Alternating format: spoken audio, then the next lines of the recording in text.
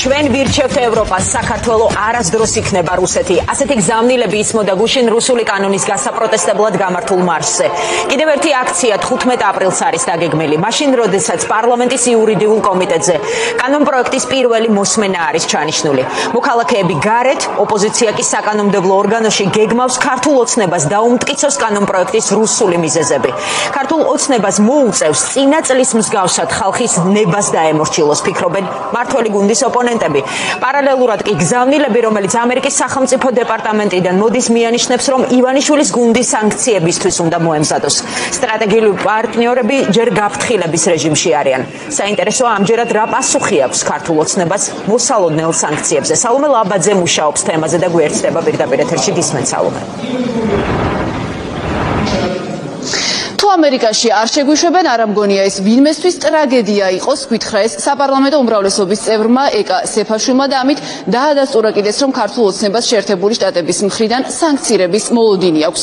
ეკა სეფაშვილი მსგავსად ოცნების სხვა დეპუტატებისა აცხადებს, რომ შეერთებულ შტატებს არ აქვს შესაბამისი არგუმენტები, რომ დაასანქციროს მართველი პარტიის ლიდერები, თუმცა ამას ვერც გამორიცხავენ ახლა ქართული ოცნების წარმომადგენლები. ეს კი განსაკუთრებით სავარაუდო ხდება მას შემდეგ, რაც მეთიუ მილერის გამაფრთხილებელ გზავნილს უკვე ჯეიმს ობრაიანის განცხადებაც მოჰყვა. ობრაიანი, რომელიც არის ევროპისა და ევრაზიის საკითხებში სახელმწიფო მდივნის თანაშემწე, აცხადებს, რომ შეერთებული შტატები ხმას აიმაღლებს და უპასუხოდ არ დარჩება ქართული ოცნების განზრახვა და ამტკიცოს კანონი, რომელიც საქართველოს ევროპას ჩამოაშორებს. ოცნების დეპუტატები გვეუბნებიან, რომ ახლა მათზე ფსიქოლოგიური ზეწოლა მიმდინარეობს, თუმცა ეს მათივე მტკიცებით ვერ იმუშავებს.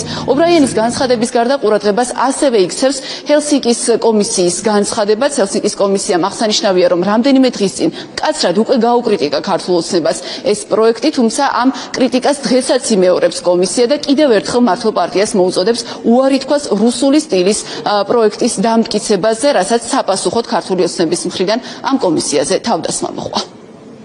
ეს არის ზეწოლის ძელობა, რაც არ არის რეალური, ეს უმრავლესობის გუნდის წევრებზე ვერ იმოქმედებს. თავად ევროპაში დამკვიდრებული პრაქტიკა, თუ კი ჩვენთან კონკრეტული დეპუტატების სანქციების საფუძველი გახდება, მაშინ ჩვენ ევროპასთან ასოცირებული როგორ უნდა ვიყოთ, ან რა პრინციპია და რა თანასწორუფლებიანობის ხარისხია პარტნიორული, როცა დეპუტატს კონკრეტულად ემუქრებიან სანქციით, რომ თუ კი ის რომელიმე გადაწყვეტილებას მიიღებს საკუთარი ქვეყნის საკანონმდებლო ორგანოში, რომელიც არის უშუალოდ ხალხის წარმომადგენელი. რა ტრაგედია ეს არის, არ მესმის. მე მაგ თუ გაინტერესებთ, ნამყოფი ვარ ამერიკაში, მას შემდეგ არ ვიცი რამდენი წელია გასული, 10 წელზე მეტია, უბრალოდ არ დამჭირვებია და აღარ ყოფილა. რა ტრაგედია ეს არის. როდესაც სანქციებს დააწესებს ჩვეულებრივ თანაბარ უფლებიანობა და თანაბარ პარტნიორობა, ამას ნიშნავს, რომ მინიმუმ უნდა რა არგუმენტებზე დაყრდნობით აწესებენ ამ სანქციებს. მე დარწმუნებული ვარ, ამას ვერც ერთი არგუმენტით ვერ ახსნიან და თუ ასე ხაერზე აწესებენ სანქციებს, ეს გასაგები იქნება, მაშინ არავითარ პარტნიორობაზე არ მიდის საუბარი. თუმცა მე შეგახსენებთ, რომ ამერიკის შეერთებული შტატების ამჟამინდელი ელჩი ძალიან ფრთხილი არის გამონათქვამებში და რადიკალურად განსხვავდება წინამორბედი ელჩისაგან და ეს მაფიქრებინებს მე იმის შესახებ, რომ ჩვენ პარტნიორულ დამოკიდებულებაში თვისებრივი ძვრა არის და ამერიკის შეერთებული შტატები პატივცემს საქართველოს ეროვნულ ინტერესებს და ეს სხვა გაფრთხილებები შეიძლება მომდინარეობდეს. მე აღვნიშნე, რომ იმ დეზინფორმაციის გამო, რომელსაც მას აწვდიან რადიკალური ოპოზიციური პარტიები, როგორც აქამდეც ხშირად ხდებოდა. გარდა იმისა, რომ არ ითვალისწინებს საერთაშორისო პარტნიორების კრიტიკულ გზავნილებს, ქართული ოცნება ანგარიშის გაწევას არც ქართველი ხალხისთვის გეგმავს. დღეს ჩვენ ოცნების ლიდერებს ვთხოვეთ შეეფასებინათ გუშინდელი აქციაც და ის შეკრებაც, რომელიც ორშაბათსაა დაანონსებული. საპასუხოდ კი ოცნების ლიდერებისგან მოვისმინეთ მტკიცება, რომ ეს შეკრება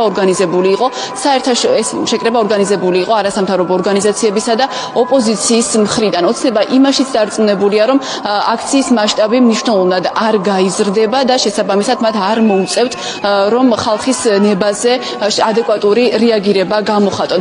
თუმცა ოცნების შეფერხებას საკანონმდებლო ორგანოში მაინც შეეცდება ოპოზიცია და 15 აპრილს, როცა კანონპროექტის განხილვა დაიწყება, მაგალითად გიორგი გახარიას პარტია გეგმავს, რომ ოცნებას წარუდგინოს საკუთარი პროექტის, რომელიც ალტერნატიულ პროექტად დაარეგისტრირეს და მას დაარწმუნოს ქართული ოცნება იმაში, რომ ახლა სწორი იქნება სწორედ ამ ალტერნატიული პროექტის და არა იმ კანონის მხარდაჭერა, რომელიც ყველას მიერ საერთაშორისო პარტნიორების, არასამთავრობო სექტორისა და ოპოზიციის ჩათვლით შეფასებულია სწორედ რუსულ კანონად.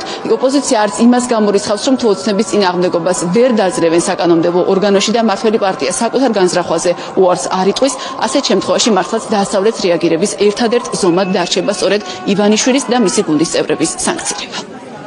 ჩვენი მეგობარი და მოკავშირე სახელმწიფოები სანქციებს გამოიყენებენ მაშინ, როდესაც ამისი კონკრეტული საფუძველი, არგუმენტები და საჭიროება ექნებათ. ისინი ესე უბრალოდ ვინმე სურვილების მიხედვით სანქციებს არ იყენებენ და ეს არ არის რაღაცა სურვილის და მიხედვით ვინმე დაასანქცირონ, არ დაასანქცირონ. მხოლოდ მაშინ იყენებენ სანქციებს, როდესაც აქვთ ამისი საფუძველი, ამისი მტკიცებულება და ამისი საჭიროება. ეს ის ხალხია, რომელიც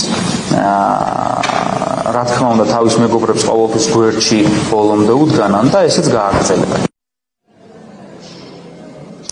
ვარაუდობ, რომ შეერთებული შტატები უკვე განიხილავს სანქციების საკითხს და ამ კანონის მიღება გადაწყვეტილებას მხოლოდ დააჩქარებს. ეს არის კიდევ ერთი კრიტიკული და ქართული ოცნებისთვის წესით ყველაზე შემაშფოთებელი გზავნილი, რომელსაც ისევ შეერთებული შტატებიდან ვისმეთ. ეს განცხადება კონკრეტულად მაკეინის ინსტიტუტის აღმასრულებელ დირექტორს ეველინ ფარკასს ეკუთვნის.